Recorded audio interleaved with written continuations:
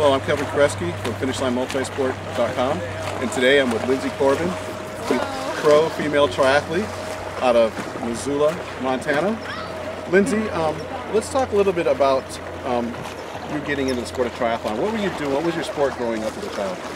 Yeah, I grew up as a runner and a ski racer, and I had aspirations of being a downhill Olympic ski racer, but it didn't work out so well for me, and I found my talents were more in the endurance events and running, so I pretty much grew up running, and but I think the ski racing, because I think it set me up for a good bicycling background. So it toughened up your legs and worked those small muscles that a lot of people kind of neglect while they're training in the sport of cycling. Yeah, but the one thing I didn't know was swimming. I didn't learn that until just recently, so I wish I had been taking more swim lessons. You know, that's a very common thing amongst the triathletes. They always talk about when I say, hey, what's the best advice you can give to somebody? They're like, learn to swim at a very, very young age because it becomes a very, very good weapon to have. Definitely. In the sport of triathlon, when did you decide that you wanted to get into it more involved on the pro level? Yeah, you know, actually we're here at Wildflower, and this race here is sort of where I fell in love with triathlon. And in 2006 I was training for my first Ironman, and I came here to race, and I set the amateur course record, and I would have been third among the pro women. And so after this race in 2006, I kind of was thinking, well, you know, maybe I have a chance at giving this a go. And so a few weeks later, I turned in my pro license, and the rest is history. The rest is history, as they say. Last year, I had a chance to meet you in Kona. Yeah. What, when you're racing Kona, is Kona everything they make it out to be? Yeah, I mean, Kona definitely is the creme de la creme. It's awesome, and I mean, just the minute you step off the plane there's all sorts of special feelings about the island and the race itself, and so it's amazing. I mean, I love racing there, and every time you're there it's different, and sometimes you have awesome races and other times not so much, but it just keeps you coming back for more. So let's take a little step back. When you did your very first triathlon, where was it and what type of equipment were you using? My first triathlon was in Montana, and it was a sprint distance triathlon in Kalispell, and I was borrowing my now husband's bike at the time, and it was a pool swim, and I went out in about a 110 in the first 100, which was stupid for someone like me at the time. So it was fun though. And what kind of results did you pull out of that one? I won. This is always where it starts off at. You get the addiction of winning and to turn pro. Yeah, exactly. That's another common thing amongst the pros, is that they go out, they do the first one, and they rank pretty high, really kind of being aloof, I guess, of what the sport is about. And you're up on the podium going, and that's where the addiction starts? Yeah, definitely. I mean, it's for sure, particularly the Ironman, you know, at the end of the day, or a half Ironman, you finish your race and you go back and you think, well, if I would have done this and this different, and maybe if I wouldn't have pushed the bike so much, I could have run faster, and just lots of questions, and so you want to improve upon your past performance and try and change things, and so I'm always like, sign me up again. What is it about the Ironman distance that draws you to that style of racing? Yeah, you know, I think the Ironman, it definitely requires physical talent, but also mental talent. And I like that it combines the two aspects into one sort of big thing. And it's, you know, kind of, I always say that Ironman is the icing on the cake, the race day, but everything else is more the journey getting, you know, to the Ironman itself, and it's pretty memorable doing all that lead up. So. Now last year you raced Kona, and then about 6 weeks later, or 6 to 8 weeks later, you went out and raced Ironman Arizona. Yeah. How do you go from such an intense race in Kona, because everybody's going to push their hardest in that race?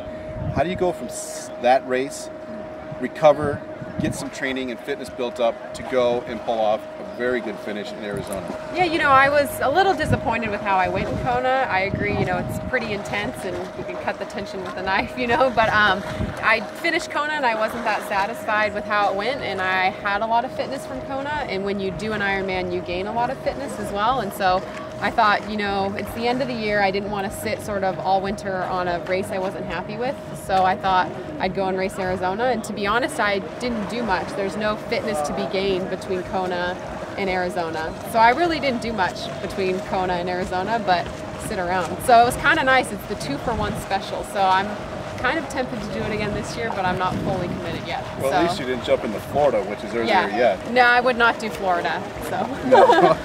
No. Well, Arizona's a beautiful course, and it seems to be spread out a lot for people to get out of Kona and kind of get that Kona slot, which you did for 2010. Yep. Now, as going into 2010, are you going to take and change some things for what you did in '09 for Kona?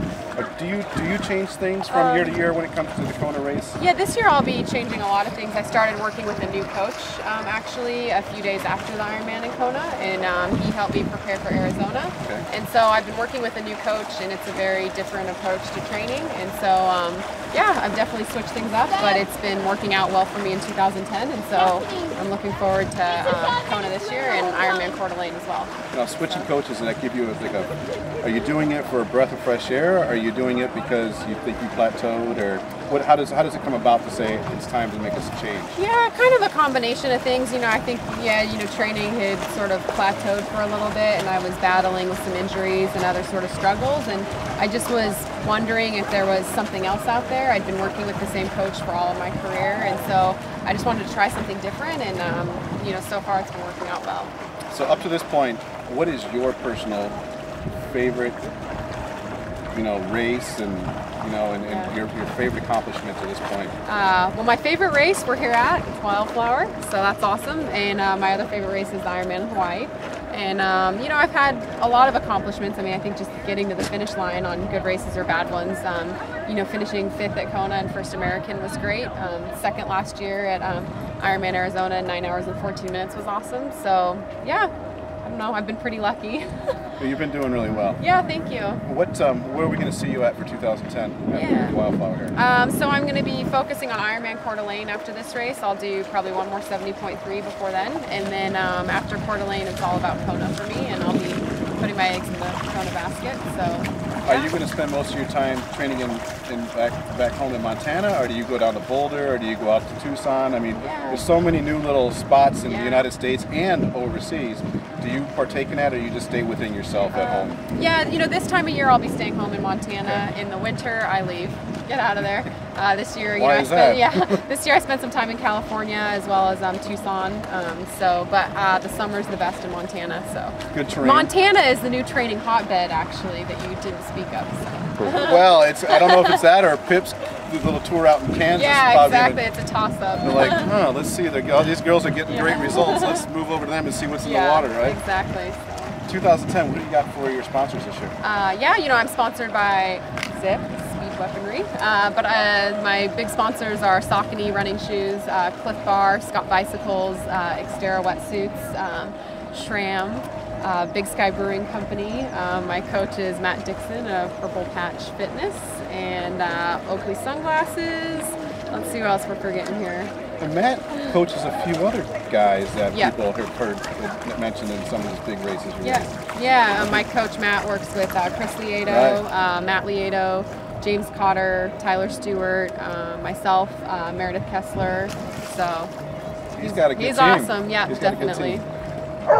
To close this out, what do you want people to know most about Linsey Corbin?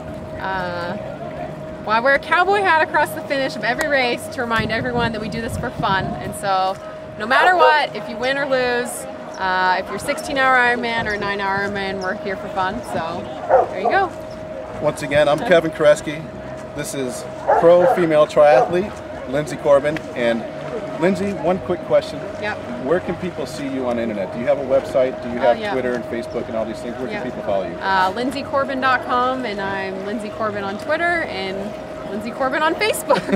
Pretty original. So you are the Linsey Corbin. All right here. Linsey, thank you very much for meeting with us. And have a great race tomorrow. Have a great season. You too. See you guys.